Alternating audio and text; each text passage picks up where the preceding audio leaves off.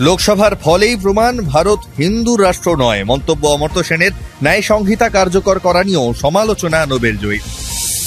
তৃতীয় মোদী সরকারের প্রথম পূর্ণাঙ্গ বাজেট কবে? মিলল রাষ্ট্রপতির অনুমতি, বাজেট অধিবেশনের দিনক্ষণ ঘোষণা কেন্দ্রীয় মন্ত্রী। ফল প্রকাশের মাস পেরিয়ে অপেক্ষার ইতি, আগামী সপ্তাহ থেকে শুরু রাজ্যের জয়েন্ট কাউন্সিলিং, দিনক্ষণ ঘোষণা এন্ট্রান্স বোর্ডে। জামিনের স্থগিতাদেশের জেরে জেলবন্দি কেজরি, জামিন বাতিল প্রক্রিয়া নিয়ে উদ্বেগ, প্রধান বিচারপতিকে চিঠি প্রায় 150 আইনজীবীর। রাইসির পর ইরানের নতুন প্রেসিডেন্ট পেজেশকিয়ান, সংস্কারপন্থী নেতাকে শুভেচ্ছা মোদির, বার্তা দ্বিপাক্ষিক সম্পর্ক মজবুত করার।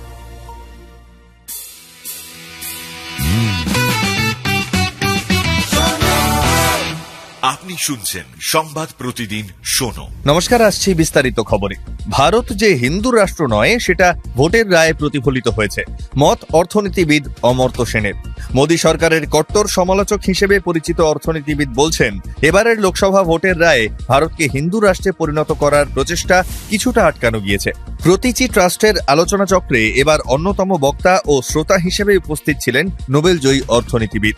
কেন স্কুলে যাই, সহযোগিতার সহজ পাঠ শীর্ষক ওই আলোচনাতেই অমর্ত্য সেন সাফ বলেন, এখন সর্বত্র আলোচনার বিষয়বস্তু ভারতকে কি করে হিন্দু রাষ্ট্র করা যায়। জানা দরকার, স্কুলের কচিকাচাদের কাছে হিন্দু মুসলিমের কোনো পার্থক্য নেই, ধর্মের নামে ভারতে এখন বিভাজন বাড়ছে। এই মর্মে উদ্বেগ প্রকাশ করে তিনি আরও বলেন, ধর্মীয় অসহিষ্ণুতা মোকাবিলায় মানবাধিকার শিক্ষার প্রয়োজন হয়ে পড়েছে দেশে। দেশের নতুন শিক্ষানীতিতে নতুনত্ব বলে কিছুই নেই বলে আক্ষেপ করেন তিনি। পাশাপাশি মোদী সরকারের নতুন ন্যায় সংহিতা কার্যকর করার সিদ্ধান্তেরও প্রবল সমালোচনা করেছেন নোবেলজয়ী অর্থনীতিবিদ। আসছি পরের খবরে। অন্তর্বর্তী বাজেট শোনার পর থেকেই পূর্ণাঙ্গ বাজেটের অপেক্ষায় প্রহর গুনছিল দেশ। এবার কেন্দ্রীয় মন্ত্রিসভার সিদ্ধান্তে শিলমোহর দিলেন রাষ্ট্রপতি দ্রৌপদী মুর্মু। তৃতীয় মোদী সরকারের প্রথম পূর্ণাঙ্গ বাজেট পেশ আগামী 23শে জুলাই। শনিবার বাজেট অধিবেশনের দিনক্ষণ জানালেন সংসদ বিষয়ক মন্ত্রী কিরেন রিজিজু। শনিবার এক্স হ্যান্ডেলে রিজিজু জানান, অষ্টাদশ লোকসভার প্রথম বাজেট অধিবেশন শুরু হবে আগামী 22শে জুলাই।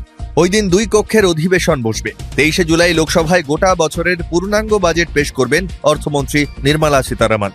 এই নিয়ে টানা 7 বার বাজেট পেশ করবেন নির্মলা। প্রথম অর্থমন্ত্রী হিসেবে এই বিরল কীর্তি গড়তে চলেছেন তিনি। বাজেট নিয়ে আলোচনার জন্য অধিবেশন চলবে 12ই আগস্ট পর্যন্ত। এ পর্যন্ত কেন্দ্রের নরেন্দ্র মোদী সরকার মূলত সংস্কারমুখী বাজেট পেশ করে এসেছে। ভোটের আগের বছরগুলিতে ক্ষয়রাতির পথেও হেঁটেছে কেন্দ্র। তৃতীয় মোদী সরকারের প্রথম বাজেট কেমন হতে পারে, আপাতত নজর সেই দিকেই। এপ্রিলে পরীক্ষার পর জুনের শুরুর দিকেই ফল প্রকাশিত হয়েছিল রাজ্য জয়েন্টের। পরীক্ষার্থীদের অপেক্ষায় ইতি টেনে এবার শুরু হচ্ছে কাউন্সেলিং এর নতুন দিনক্ষণ ঘোষণা করল পশ্চিমবঙ্গ জয়েন্ট এন্ট্রান্স বোর্ড।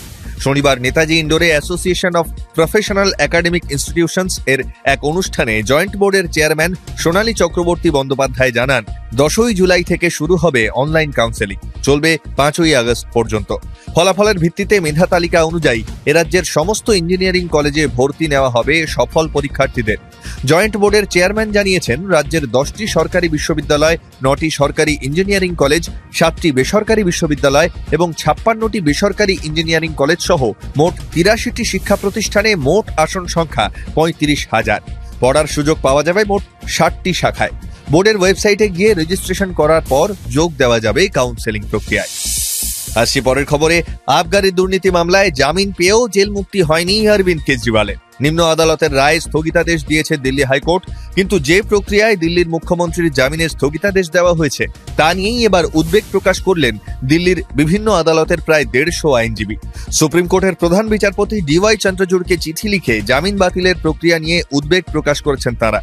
তাদের বক্তব্য, নিম্ন আদালতের রায় আপলোড হওয়ার আগেই দিল্লি হাইকোর্টের বিচারপতি সুধীর কুমার জৈন মামলাটি শুনলেন কিভাবে? যে নির্দেশ আপলোডই হলো না সেটার বিরুদ্ধে তিনি মামলা গ্রহণ করলেন, শুনলেন, এমনকি স্থগিতাদেশও দিয়ে দিলেন। এর আগে ভারতের বিচার বিভাগে এ ধরনের কোনো ঘটনা কোনো দিন ঘটেনি। দিল্লির নিম্ন আদালতে গত 20 জুন সন্ধ্যায় জামিন পেয়েছিলেন দিল্লির মুখ্যমন্ত্রী, কিন্তু কেজরিওয়াল জেল থেকে বেরোনোর আগেই ইডি আবেদন করে দিল্লি হাইকোর্টে। ইডির আবেদনের পরই উচ্চ আদালতের নির্দেশে স্থগিত হয়ে যায় জামিন, যার জেরে এখনও জেলবন্দিই রয়েছেন কেজরিওয়াল। আজকের শেষ খবর। ইব্রাহিম রাইসির পর ইরানের নতুন প্রেসিডেন্ট নির্বাচিত হলেন সংস্কারপন্থী নেতা মাসুদ পেজেশকিয়ান।